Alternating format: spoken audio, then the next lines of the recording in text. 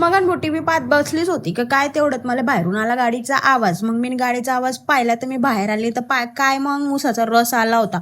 म्हटलं बापरे गैर ऊन पडलाय आपल्या इकडे. तर म्हटलं ऊसाचा रस तर केनच पडीन रे भाऊ, कारण की इतकं ऊन पडलंय आमच्या भुसावळ, इतकं ऊन लागलंय बापरे बापरे. अजून तर एप्रिल मे बाकी आहे बारे, तेव्हा काय असून बापा मन तसे चटके लागत होते. म्हटलं चला भाऊ थोडासा ऊसाचा रस पी घेतो. मग सगळ्यांनाच आज माझ्याकडून ऊसाच्या रसाची पार्टी होती सगळ्यांनी.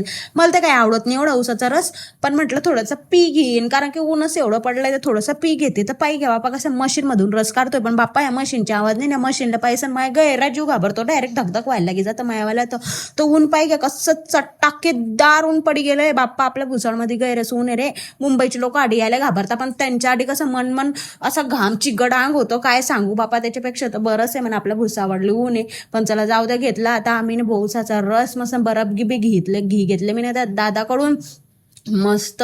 आणि आता आपण टाकू ऊसाचा रस आणि त्याच्यामध्ये मस्त टाकू थोडासा बर्फ. आणि आता सगळ्यांना मी ऊसाचा रस दी राहिली आहे.